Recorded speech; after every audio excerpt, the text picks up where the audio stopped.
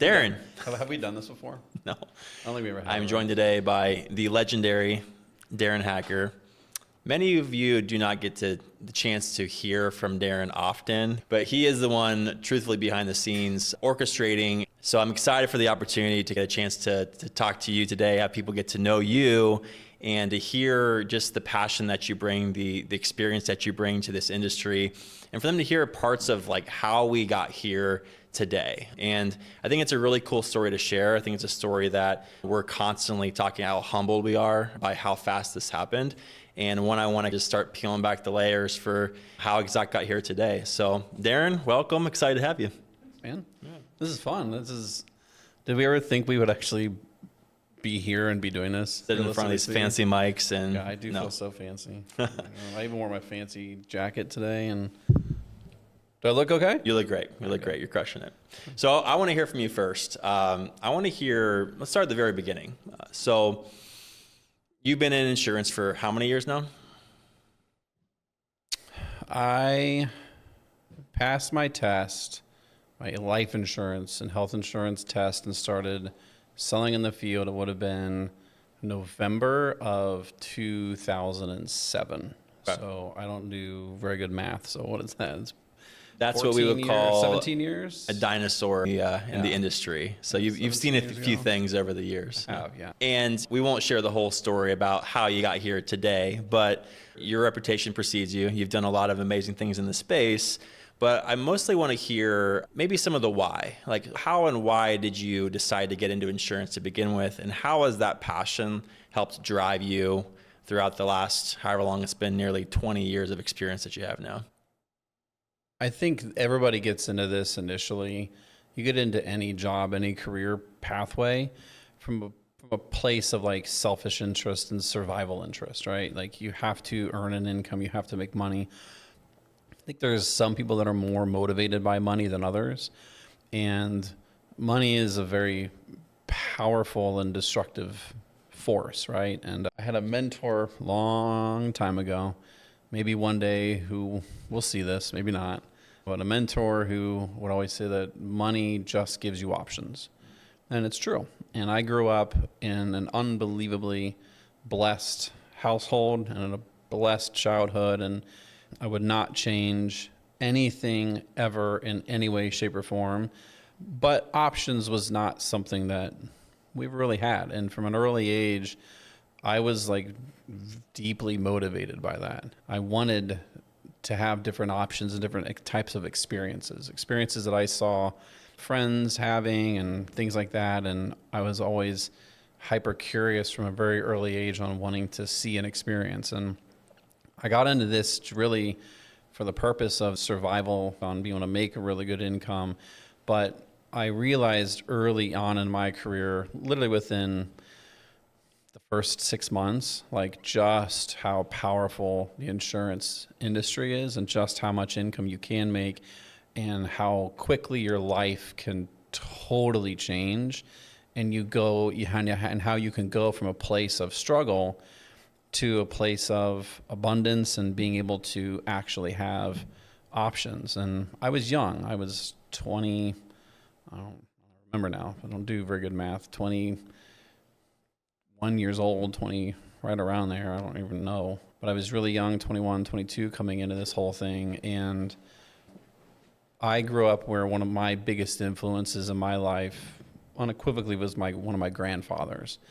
And I saw him and his work ethic and his drive, and what I didn't see because I was too young, but he made certain choices. He and my grandmother made particular choices that put them in a position to where they had options. And the choices that my grandparents made with their options, thankfully, was to bless me and my brothers and bless my family, my parents, and bless us to where we were able to do things that realistically we ordinarily would not have been able to. Like my grandfather made that possible. And I learned from my parents this unequivocal level of ethics and values and their core Christian faith and values that was imprinted on me and has become such a massive part of my life. And their work ethic always stood out. Like my parents have been grinders and selflessly so, giving everything of themselves to their work and for them, their ministry and their calling. And, in going through that, I learned these lessons early on, but that's what was the appeal for me for insurance was I can accomplish the same thing. And I was highly motivated to be able to put myself in a position. I knew I wanted to be married. I wanted to have kids. I wanted to have a family, but I knew I wanted the options to look differently. Yep. And I learned from my grandfather because he was who made that possible. And I used to spend copious amounts of time with my grandpa, and he was this unbelievable man that made an impact with me and my brothers. But they lived a few minutes down the road. We would ride our bikes down there or walk or run down there and hang out. And he was always, for whatever weird reason, perpetually freezing cold. So he would be walking around and it would be middle of July, 95 degrees and 95% humidity. And he's still sitting outside with jeans on and a sweatshirt saying that he's cold. Like, it was the most weird, bizarre thing in the world. But we would spend so much time with them. And down in his little basement is where he traded his stocks, and he would keep paper ledgers on the stock movements. And I would watch that and learn from that. And he would teach me early on, how to compound your money and why saving is so important and investing is so important. But one of the biggest things I caught from him, I was still in, I want to say maybe early high school, was he got a master's degree. I believe double master's degree. He spent time at MIT, and I'm embarrassed I don't even know all the elements of my grandfather's story, but incredibly learned and educated individual. He taught at a university here in Columbus. I think it's still around, Franklin University, for a long time. And then he was doing consulting work for a series of insurance companies where he was an electrical engineer. So they would contract him to go in the field when there were house fires and basically take apart the electrical components. When the firefighters and the fire marshals deemed to say, we believe this was caused by an electrical fire, he would go in and take it all apart and make his investigation and submit his report to the insurance company on, okay, what is this, yes or no, what was the circumstance?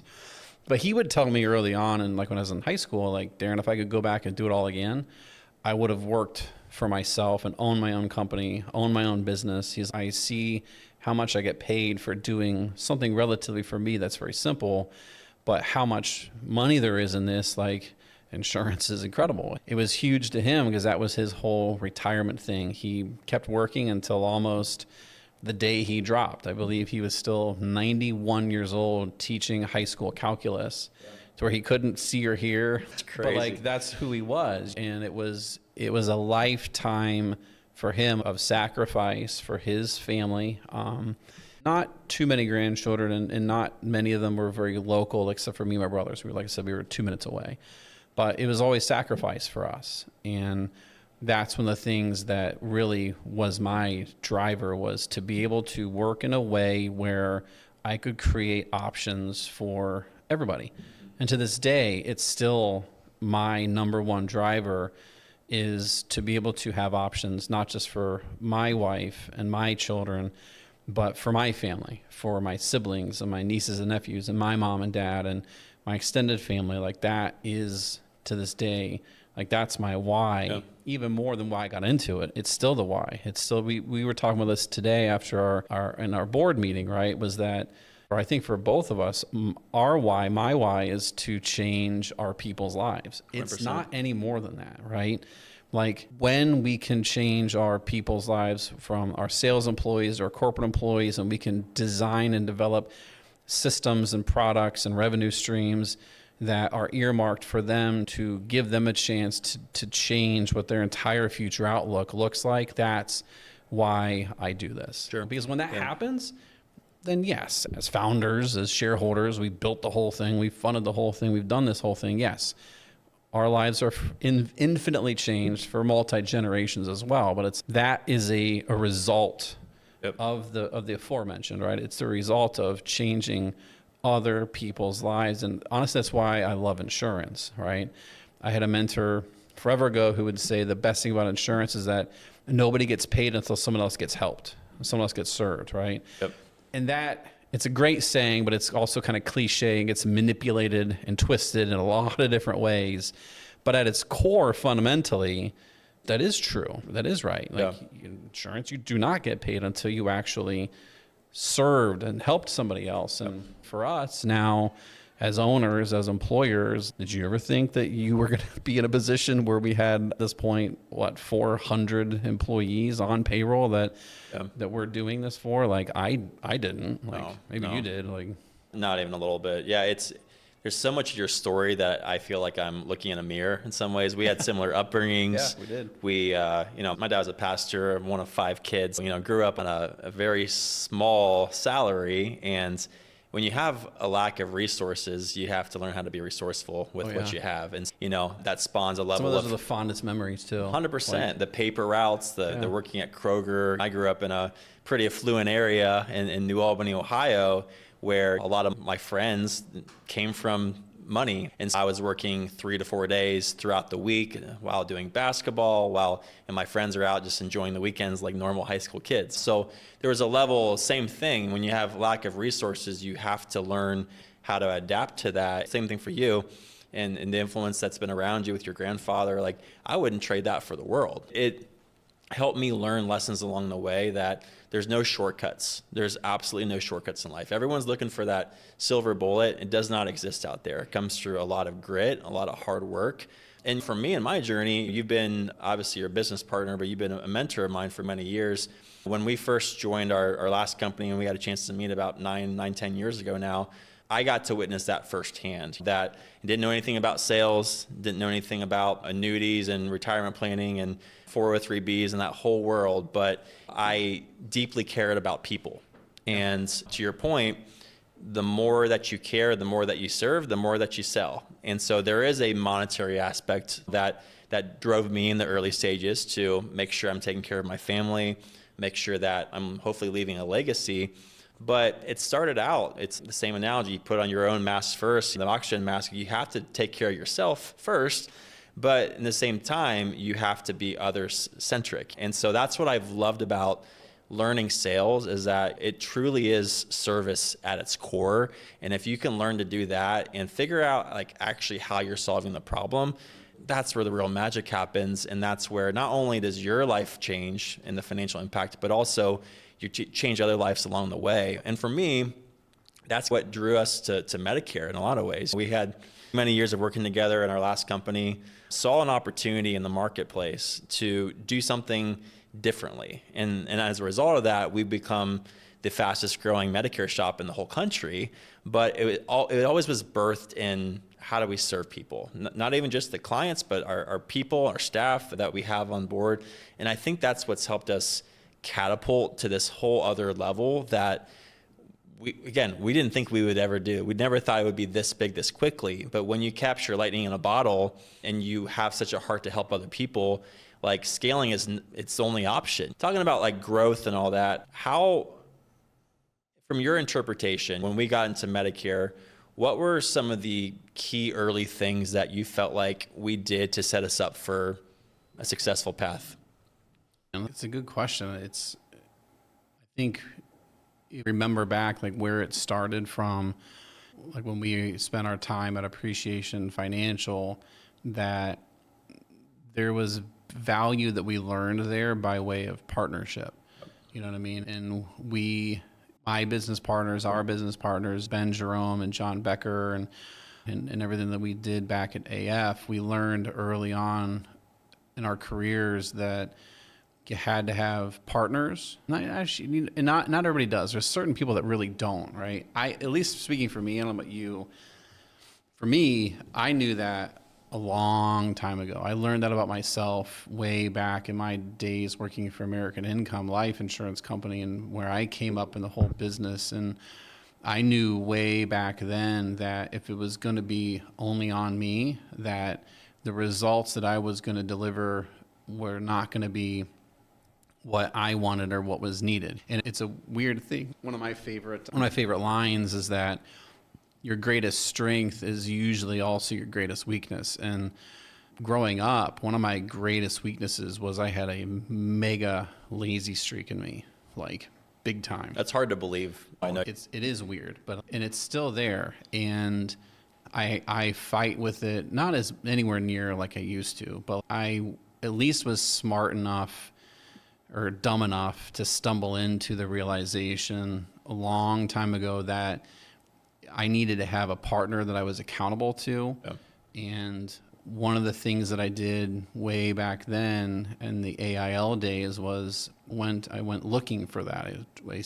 I went to seek someone that I could be a business partner with and work in a business partnership with and be accountable to and row together with. To me, like, entrepreneurs who are like kayak masters blow my mind. How you're the only one in your canoe and you're just going to town on both sides of your little kayak and you make it to these great, unbelievable levels of success. Like, that blows my mind because that's not me. Like, I need someone in that canoe with me where we both row our way, you know. But from what I've seen, there's some amazing solopreneurs out there, and they can go very fast or very agile.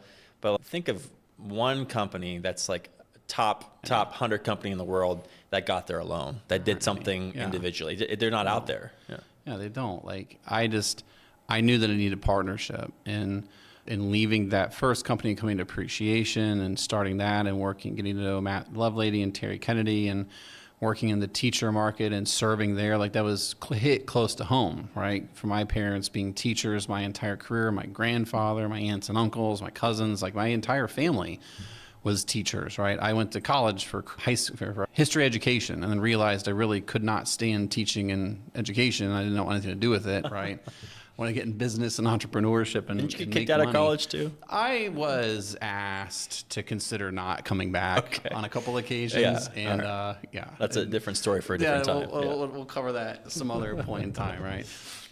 But no, I mean, to me, those early lessons, it really revolved around partnership, and where we're at now, we would not be without that partnership. And in knowing Ben Jerome all those years and being really close friends, and then being able to form our partnership at Appreciation, and then meeting John, and then you coming in and us working with you for all those years, and then the list compounds and compounds to where you layer in Nathan Snar and Matthew Lovelady and Ricky Ballard and Randy Lang. And then from now where we're at today with all the other host of partners and investors that we work with now, that's the only way that I personally know to get it done. I don't know another way. Yeah, it's very interesting because it's easy to look from maybe an outside perspective and just see the tip of an iceberg and see, wow, they popped up out of nowhere.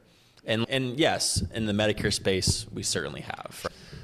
But if you start peeling back the layers of the story, this has been, better part of a decade or more for some of these relationships. And I think that's something that I've personally learned from you, is that through brothers and sisters, we fought a lot with a lot of different people, but you've been a master for preserving relationships all along the way. Business can be unbelievably challenging. It stretches us all, gets the best of us at times. But how have you been able to do that and to preserve relationships? Because those people that we started working with a decade ago, right? They're still partners with us. They're still key people for what we've been building with Exact, but that did not pop up overnight. That's years and years of relationship. And I think as a result of that, it allows us to go way faster and way further because we don't have to ask the questions about trust, right? There's that foundation that's been laid there, and it allows us just to assume positive intent. And if someone makes a mistake, of course, I know Darren, or I know Matt, or I know this person, and of course he did not intend to do that. So I think it allows, with the foundation of trust, allows a lot of grace. And with that said, it doesn't mean that partnerships are easy either. And they're not. They're not for everybody. So it's like a marriage. It is. Is what it is. Like, how many years have we joked that we're just a bunch of work husbands? But it's what it is. I look at it from that standpoint. I don't remember where I heard it or where I learned it, which book it was, but when I went looking for partnership, I didn't find it and ended up leaving that company, thankfully, for a lot of reasons. But in getting into Appreciation, getting to know Ben, getting to know John, getting to know you, the biggest thing that I needed to find was, where is my counterbalance to where my weaknesses are? Because I have so many, there are too many to count, on all the things that I'm not good at, I struggle with, I'm terrible at, and trying to find people that can complement those. And then it becomes like a filter process on deciding, okay, I do like this person. they do complement this weakness, but then they have these other issues in their life that become in conflict and or there's a point where I don't have that kind of relationship with them where I can have that kind of spousal level of trust, because that's what it has to be. And I even look at not just our core partnerships as far as the ownership and shareholders of Exact Benefits Group. I look at even where we're at with our like inner circle of corporate employees and our VPs and our directors, to where those were all very carefully selected, right? And those also came from years and years and years of relationships, whether it was first generation or second or third or fourth generation, on how far down that went. Those personal relationships, when they're that strong, are always at their foundation layered on. The bedrock is trust, right? And that's everything to me. It's everything to us. Like, we've always been willing to have someone working remote for us that we can't see every day and we can't control and all that kind of stuff, and to be totally fine with it because we absolutely and unequivocally trust them. And we've been able to do that successfully for years. You look at where we're at today, what even my main and original business partners and core business partners are in Ben and John. We've been doing this for a decade, and Ben's here in Ohio and I'm in Illinois and John's in Colorado, right? And then when we formed our partnership with you, like, you're here in Columbus too, like, it takes that kind of trust. And I think for a lot of people, that's very difficult, to be trusting. And then part of why it's hard to be trusting is because I think ultimately it's also because people have a hard time being trusted. And it's because how you do some things is how you really do all things. And so when you don't have relationships like this, my belief is a lot of times is because there are certain things in your life and how you operate and the decisions you make, the choices you make, the actions that you take, that people look at and they're like, I don't trust you. I can't trust you. Yeah. And it's impossible to create those kind of relationships and partnerships unless you can be trusted. And I think they go hand in a weird kind of way. Yeah. It has been foundational, right? And even think about this standpoint too, like with the partnerships that we have, even our partnership with IFG and originally with Tyler Reese, right? And how many years did it take me to build relationships with Tyler Reese? And even really introduction to Tyler Reese was Ricky Ballard. And I've known Ricky Ballard for 15 years now. Really, I've been in contact with him almost as long as with Ben, but never in a partnership role. But it's like relationships are everything. And I think most people don't understand that. Yeah. They don't understand at its core that your most valued currency that you have in your life, it is your reputation. And as your reputation goes, your relationships flow, right? And that's hard for a lot of people because, again, choices and actions they make do not yield a level of trust, that do not yield those type of relationship dynamics. And I think this stuff is hard to do alone. Yeah, 100%. You said a lot of things there. Yeah, the cliche line is your net worth is your network. How true is that? How real do we know that to be now? Yeah, right? Yeah. And so 100% relationships are everything. And I think that we've been able to take a lot of that you brought up earlier about even building Exact, and how most of our core people, our foundational people, our Harleys and our Jeremy Kesters and our Kristens and Mimis and Jays, and the list goes on, right? I'm missing tons of people too, but they were all warm market. They were all people that we first and foremost trusted, that we had an idea of their character.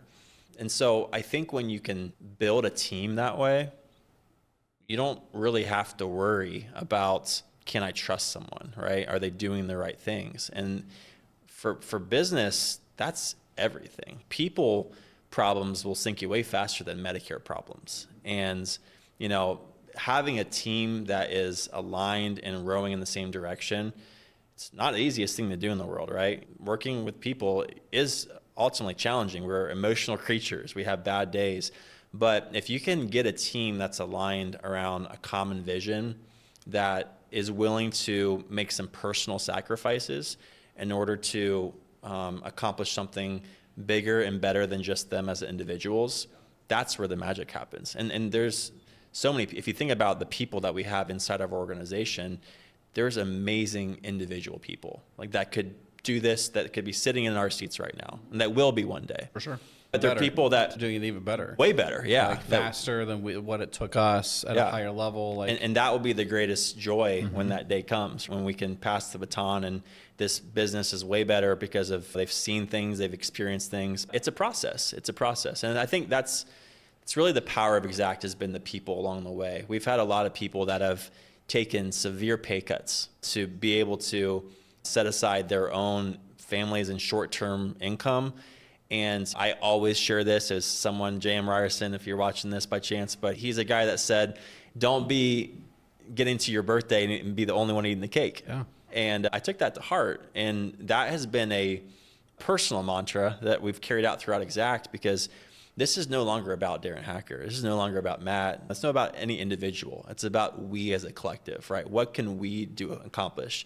We had a very unique moment when we brought our corporate staff together recently in September. And this, for me, it was a moment, but we had every person go to the Ohio State Stadium, see this big, best stadium in the whole country. it was so fun. Go Champs, we're the best. That's right. But it was a moment because I realized that it seats over 100,000 people. 100,000. You look up and you just feel like a little minnow in a huge pond. And then I started thinking about what we've been able to accomplish.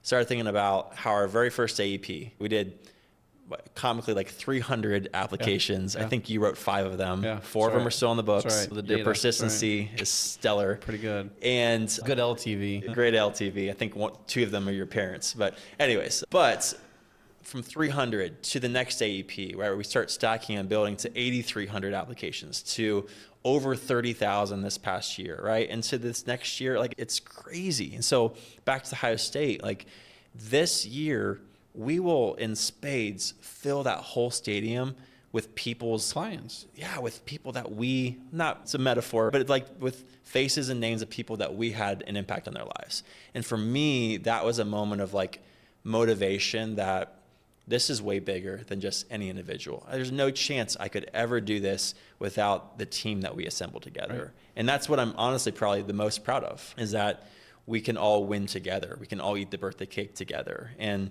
it's been hard. With all that being said, it's not a straight line. And It's the hardest thing we've ever done before. 100%. Think about what it took to build all the systems, and how much of the work that you and I shouldered early on, and even in recently is the last 14 months now, and then how quickly everything accelerates once we have the people in place that we can truly empower to make their own decisions and do this stuff. I think there's a lot of entrepreneurs out there that believe that they are some of the best leaders in the industry and in the marketplace or in the world, whatever. But they believe that because they're willing to delegate tasks. But there's such a vast difference and disparity between delegating a task and empowering someone, giving someone the power to make the decisions, and then in doing so, just simply holding them accountable without emotion, but holding them accountable to a result, right? And we've seen that in clear evidence in spades for many years, and in several different businesses, some of which have been massively successful, where there was a problem with empowerment. And we wanted to do that differently. That's you and I, we talk about that, always have consistently for a long time, that this needed to be something where our people were completely empowered, and we're not going to be micromanaging. We're not going to be controlling every single last decision that goes on. Just hard to do, by the way. Oh, it is. Yeah. It keeps you up at night, but it's like, it's the right thing to do, because otherwise you can only achieve a level of scale that we've been fortunate enough to do when that is the case. And then what happens is these individuals that truly become actually empowered, they don't have to ask daddy for permission on all things.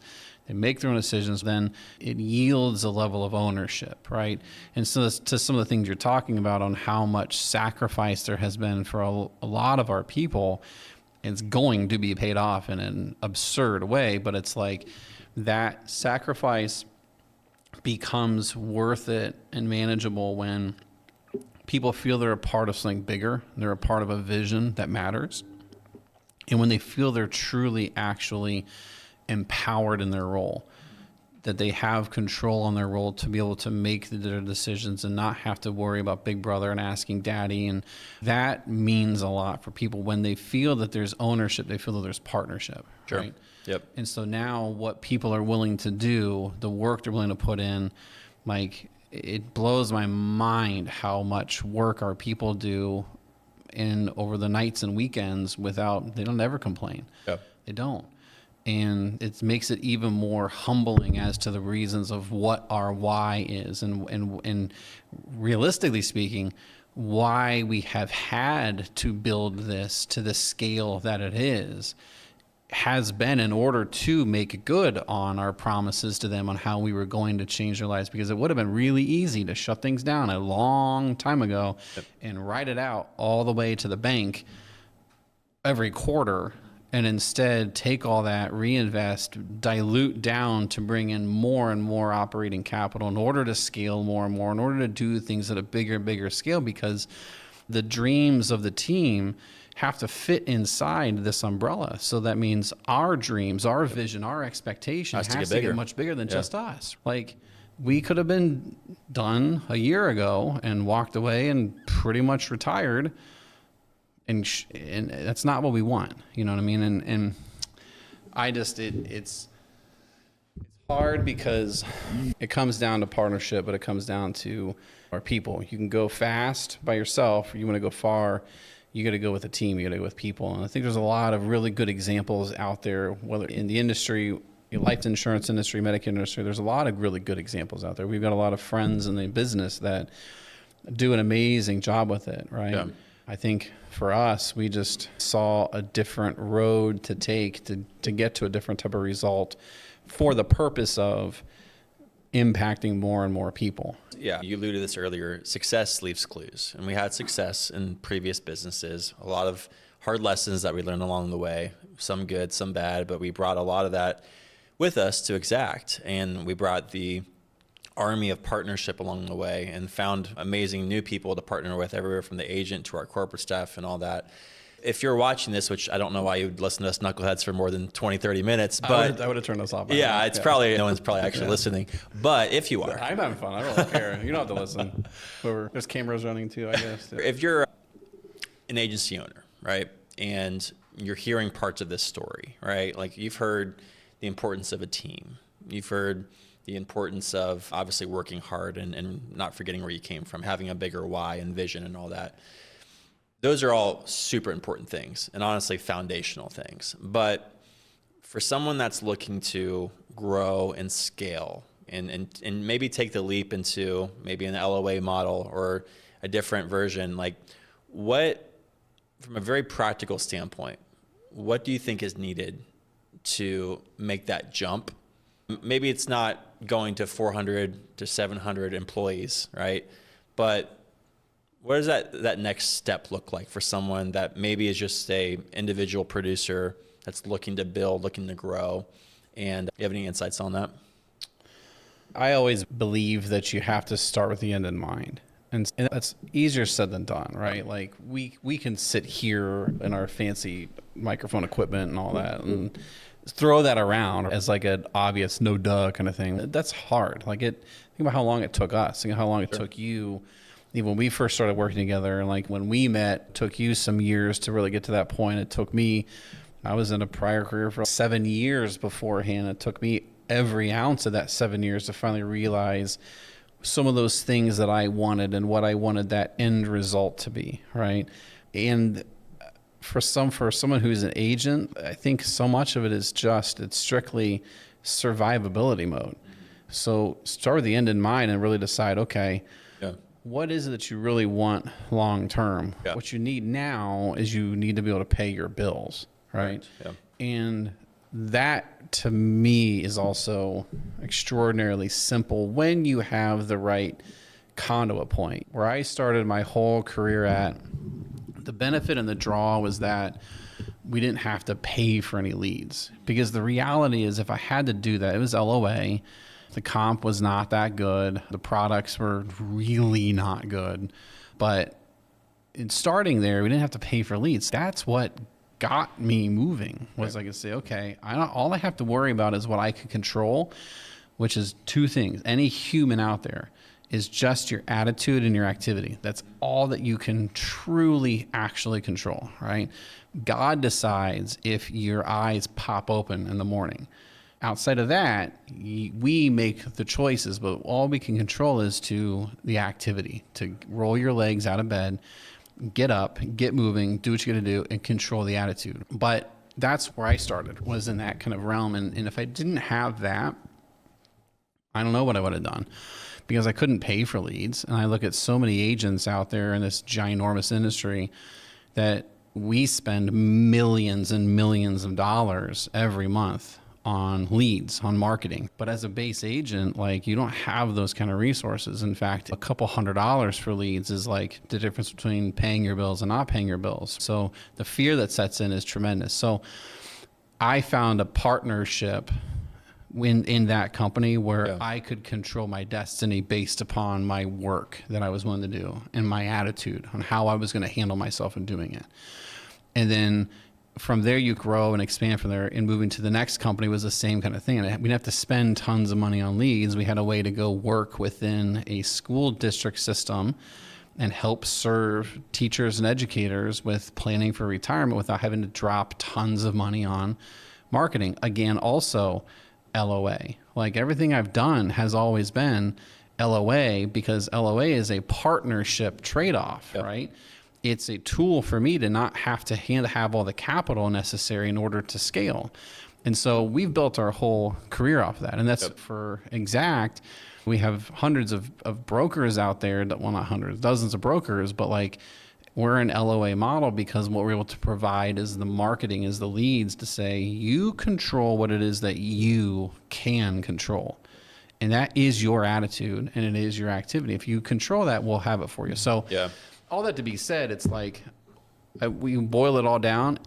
To me, everything is partnerships. Everything. So for a new agent out there, find the right partnership. And that might look different. You may have sources of income and revenue, and you may have saved capital where you can invest into that. And going as a total broker and investing in the leads and owning your own destiny, for sure it's the way to go as soon as you can. But until you get to that point, find the right partnerships. And there's dozens of them, hundreds of them that are really good LOA partnerships out there, whether it's the life side, the health side, the Medicare side. But like, for somebody new coming in, to me, that's the solution, because it was, at least in my experience, right?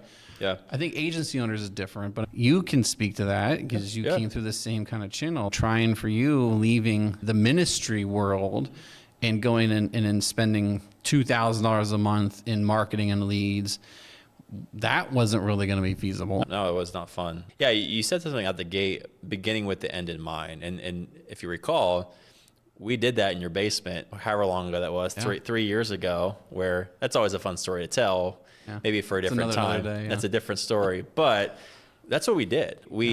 A lot of this was informed by our prior experiences at Phil and the company. We wanted an opportunity to change lives in the way that we ultimately saw best. To have agents make an unbelievable income and take care of their families in a way that might be more challenging in other agencies and all that. And so that's what we did, is we saw an opportunity to be able to do that through Medicare, right? And so I think a lot of it is just timing in the industry. You know, when we first joined, it's a lot of change, right? We had the 48-hour rule change. That was massive. We had the call recording change. We didn't know what we were doing right out the gate. So we had to figure out the right model. And I think right in when all that disruption was happening. And then once we cracked the code, we realized, okay, you have to have the numbers right. If you don't know your numbers, you don't know your business. So we had to learn on a very small scale, like what we could do with a couple agents before we decided to do that with 300, 400 agents. So prove the model. Which is that's what you do best, is you're constantly modeling things out and figuring out, making sure that we're staying profitable, because if the business is not profitable, then nobody has jobs, right? We're not sitting here today. So there is an obligation, of course, a fiscal obligation to make sure that we are staying in a really healthy place while, in the same time, taking care of agents, partnering with the right people along the way. Yeah. I think that's absolutely crucial. No, and think about it from this standpoint too. Think about how many agents, us included, where we always were the ones for some years saying these people that we're working for, we're contracted under, we're producing for, they're so greedy. Yeah. They're taking all the revenue and they're so greedy and we're getting screwed. And then how quickly that changes around to realize, and now that we truly understand this and understand the margins and understand what it actually costs, that the normal agent has no concept of, and think back through, it's, probably should have been an even higher spread going to the house because of what it actually costs. Yeah. And I've been through career number 1 thinking that way, and that one is a little bit too extreme, but career number 2 thinking that way and realizing in career number 2, like, I was dead wrong. And now where we're at today, we wanted to do this business differently. Like when you talk about the basement and what we talked about, what we came up with back in the day and starting this, and the influences that we had and the partnership we had with Tyler Reese and Josh Benson and Ryan Strathmeyer and Adam Reese and Peter Walker and EJ Myers and all of those influences, we decided that we wanted to begin with the end in mind and do this business differently and model it out and work the model and work the financials to figure out a way to take care of the agent better and give them a better experience than what we had ever been exposed to before. Right. And we were hyper intentional with that. And that's difficult to maintain without scale or without identifying where to create margin in order to just be able to float all the bills, right? And I think for a lot of agency owners that are out there, they get into this and they don't know what they don't know. We didn't, Nope. Right? Think about the mistakes we have made and everything we've had to learn. And luckily, it's because we had partnerships that we didn't get literally run out of business. Right. You know what I mean? For the normal agency owner, the same thing. They don't know anything. They don't know these kind of deep, intrinsic insights into the industry and into running this type of a model. And how often do we run into it where there's swaths of agents that want to come join us because their prior IMO is literally out of business. They are literally bankrupt and can't even pay them commissions anymore because they oversold the whole thing, overspent the whole thing, and there is no money. Like we have 3 of those separate instances on our plate that we're working through right now on bringing in those agents and having a home for them. But I think that's actually really commonplace because most agency owners, they don't understand what it really takes and how the economics truly work. Yep. And I think there's learning curves, everything, but we were very intentional in starting this to be students of the game and students of the craft. And what I learned from countless hours of learning from Tyler Reese and my relationship and friendship with him and my enormous admiration for what he's done. How often do we talk about it? We would not be where we are at now if it wasn't for IFG. Yep. If it wasn't for Tyler and Tyler giving us a leg up coming into this industry for nothing other than, thankfully, having a reputation and having a reputation coming in to where there was almost instantaneously a level of trust and rapport we were able to make between he and I, and like without Tyler, like we wouldn't be here. I don't know that we would have really survived if it wasn't for how they were willing to set us up from day one. And we've talked about it for forever on how we want to replicate that and how we want to pay that forward and how we have designed Exact Medicare to be able to do that for all of our subsidiary downline partners with now we're at number 10 right now, and treat them over the top with generosity and what their contract level is and teaching them how to do this and teaching them to make sure that they don't make the same mistakes and teaching them what the true actual costs are and what the true margins are. And I take a lot of pride in that. Thank goodness I feel like we've done it the right way. We've made plenty of mistakes, but like we've done it the right way to make sure that we can make good on those promises. And we can do that, especially first and foremost for our agents, right? Like they depend on us completely because they depend on the marketing. They depend upon the quality of the marketing, right? Think about from that standpoint, last year we did almost 70,000 applications, and out of 70,000 applications, was it 60,000 of those were from our own in-house lead generation that we generated from the client, who not just is it some kind of bullshit, but it's like the client actually initiated outbound correspondence to us, right? And we're going to do the same thing this year on not 60,000 in-house lead gen, but at 150,000, right? Like that's something that we decided to do this business differently, but to plagiarize. Like how I've always said that my strength is I will outwork everyone in your entire immediate family put together. I will outwork you all, but I'll also outplagiarize you. We'll find what works, and we're just going to run the same plays, but be dumb enough to listen and smart enough to implement, be dumb enough to watch and to read and to understand where there are weaknesses and where there's room for opportunity, then smart enough to actually try to implement that. And we get it wrong sometimes, but I think we've been able to, by our failures, get it right. And I think there's a lot of value that we can bring, a lot of education we can bring to agents, to agency owners, to larger organizations on, listen, do this business a little bit differently. Sure. Yeah.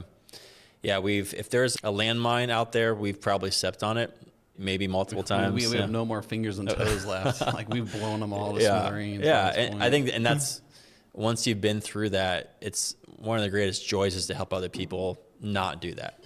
And don't make the same mistakes as we did. Yeah. No, and when you were talking about some of the story with Tyler and IFG and all that, the line is luck is when opportunity and meets preparation, right? Preparation meets opportunity. Preparation meets opportunity, right?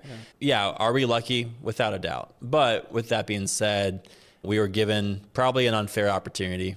Some of it was just based off of what we had done in the past with the teacher business and all that. But I think a lot of business sometimes is just being at the right place in the right time with the right people. And call it luck, call it whatever you want. For us, it's been an unbelievable amount of hard work to get to where we are today. And I'm excited for the life change that our people are going to feel once this is all said and done. That's what gets me motivated. It's what keeps me showing up every day. It's just because I get to do this with people that I want to do it with. And previous companies is, I don't know, you have a pulse, we're going to recruit you, right? This is a whole different world. So we get to work with people that just have so much passion for the members that we serve, our corporate staff, which gets to serve the sales team every single day.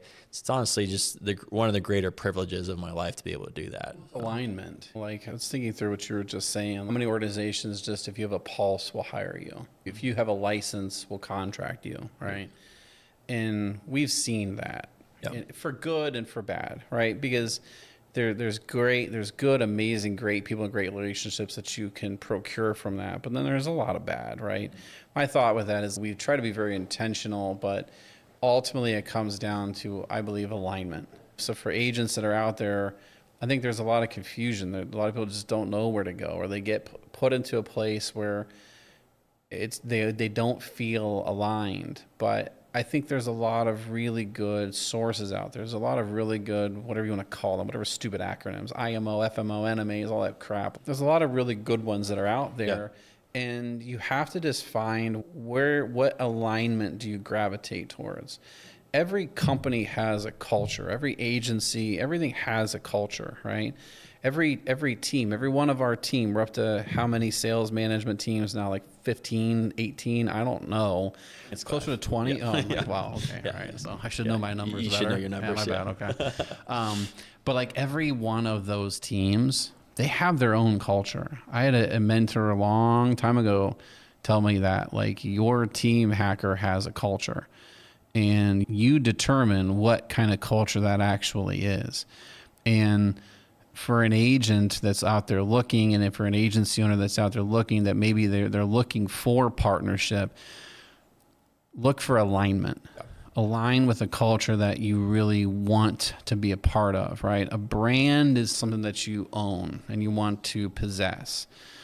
A culture is something that you want to really actually be a part of. And we have a culture. And I love our culture, but our culture is also hard. We have a tough time with it. I think any business has a hard time with it because it has its own life force. You know what I mean? It has its own ebb and its own flow. It's like the tides. It comes in and it comes back out. And it's always changing because the business dynamics are changing. The marketplace is changing. Personnel is changing. There's so many things that we growth. learn. It's hard to maintain a culture when you grow really quickly too. You don't know the people as well. It takes time to cultivate those relationships. It's something that while we try to protect it at all costs, it takes time. It does not happen overnight whatsoever. It carries such a level of power and influence that I think is way too often understated. Yeah. And that a lot of leaders, the ones who are truly leading the organization and truly the ones in charge, that all too often it's misunderstood. Yeah. They don't understand what their culture is and how words have meanings, and how even more than your words, it's like, you ever heard the phrase like, I can't hear what you're saying over your actions, right? The choices that are being made and how the decisions that are made and how leaders lead, that is what dictates what that culture is going to be. And it will either it'll create that natural alignment that becomes this gravitational pull, or it'll become like the poles of a magnet, right? Where one pole pulls it in, one pole pushes it out. You will push people away that are really good people, but you're going to repulse them and push them away because they don't line with your culture. Because what your culture is, the choices that you make, is not good. And I'm terrible at this too. Like I use bad language sometimes. And I didn't notice. Yeah. You didn't know? No, you no, I had no okay. idea. Yeah. It's a confession. I'm working on it every day.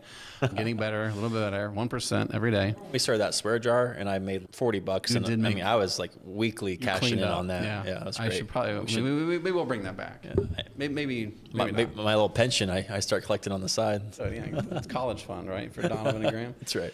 No, but this is the stuff that I love. Leadership development to me is like one of my absolute favorite things and passionate things. And culture, like all that stuff, because I've felt it, I've been there, been a part of it, I've experienced it, I've seen every facet and aspect of it. And I just think it's one of the most powerful elements in business that's out there is, what is your team culture? Because whether it's a micro team or it's hundreds and hundreds of people, there is a culture there. Sure, yeah. And ours is not perfect. Like ours is riddled with mistakes and problems. And in the sales world, if you get certain things not quite right and certain things quite perfect, you pay an even higher price on it because people are dependent upon us for their ability to earn an income. And where I know we deliver in spades over the top is on our marketing channels and our funnels, and bringing in those kind of the consumer initiated intent inbound right from the consumer, not transferred all over the freaking globe like a CIA movie and Jason Bourne. It comes in right there and they can perform. Yep. And then we got to get it paid through and paid out. And like some of these agency owners out there, like they want to go build an LOA organization. Good luck getting the money right on how much we've spent millions of dollars on the dev work on building that out and getting it to where it's almost perfect, but like you can't get it wrong. Yep. And we do get it wrong sometimes. Yep. That's hard. Like we have to be able to take responsibility on that too. I think that's the other biggest thing that humans in general miss, that entrepreneurs miss, that owners and leaders miss, is their unwillingness to take responsibility and take ownership where didn't quite get it right. You made a mistake. And sometimes you have to be willing to be a sugar cookie too. I've care to elaborate on that one. This might be new content I haven't heard. Oh, you've heard this before. Have I? Remember. Oh yeah. Oh, dude. Please. Yeah. There's it's one of my favorite books. It's a really tiny book, but it's based on this guy. His name is Admiral McRaven. And he was one of the main guys leading the Navy SEALs for many years. And he has this famous speech, I believe, at the University of Texas commencement, or maybe it's Texas Tech. The speech of this commencement where he talks about the steps that you can make to change the world. And in all of this, he has a book on it, which is what I get this from. But he starts, and it's all titled, Make Your Bed. So the way that you change the world is you start your day off by having a win as soon as you get out of bed, which is making your bed. I have had some success, and I do not make my bed. You brush your teeth, though. I do. Yeah, I'm habitual with that, right? Yeah. My darling, amazing wife, she is obsessed with making the bed. If it's not made all day, So is my wife. it's Shocker. weird, right? Yeah. They are twins. Yeah. If it's not made and we come up to bed at 10 o'clock, she will make it and then crawl right in. It's the most bizarre thing. One of my strategies is before she comes home from work, then I'll make it. Yeah, So she you win thinks some it's been made the points. whole day. Yeah. Yeah. I do that too. Here I am Yeah. disclosing all my secrets. All your so- marital secrets. Yeah. Yeah. So his book, it's called Make Your Bed, but he goes through all these steps on certain things that to be successful in life and in business and to change the world, you have to you got to do, right? And one of those points in there is, it's called the sugar cookie. And in his book and in his speech, he details how in the SEALs, which I'm fascinated with special operations and the type of discipline and work that goes into it. And I'm not that person, sadly, but in that where they will make the trainees in SEAL school dress in their navy whites, like their dress white uniforms. And they will go through and inspect them and make sure that every single last thing in their uniform is perfect. Every button is polished, every shoe is polished, everything is literally perfect. And they have their dress ranks, and all these sailors and seamen and seawomen, is that the right word? But all the SEAL people, and they're all ready, and they say, you guys look awful. You look terrible. Yeah. Your uniforms are a mess. You are a disaster. Every one of you, full sprint into the ocean, jump in the ocean, come back on the beach, and roll around on the beach. And it was called the sugar cookie. And in his book and in his speech and all this, what he basically says is that sometimes, despite your very best efforts, your very best intents, and despite your perfection and planning and strategy and everything that you did to where every single last thing under your control was absolute pristine perfection, sometime life just says, doesn't matter. Be okay with being a sugar cookie. Go in the ocean. We're going to throw you in the ocean. We're going to roll you around on the beach, and all your best laid plans, all your intentionality, everything that goes into it, we're going to throw it out the window, and we do not care. And that was one thing in that whole book that stood out to me almost more than any of the other parts. And it's an awesome book. But I brought that up to one of our leaders just the other day, and I wasn't able to actually explain it. She didn't really want to listen very much. It's okay. But and I've tried to teach that to leaders over the years that, guys, people who are watching or listening, probably nobody, it's just us, but nobody else cares. Like, sometimes you just have to be okay, and how you control that decision. You make the choice on if you're going to let that wreck you. Yeah. You're going to make that choice on if you're going to allow your emotions to completely control and drown you, and you just lose it because you're already so tired. You're exhausted. You've worked so hard. You've done everything under the sun humanly possible to plan, and it's just isn't good enough. Yep. And how you respond from that. And I've been through that identical scenario dozens and dozens of times. And I can remember a couple that it got me to that breaking point to where you're ready to just crack.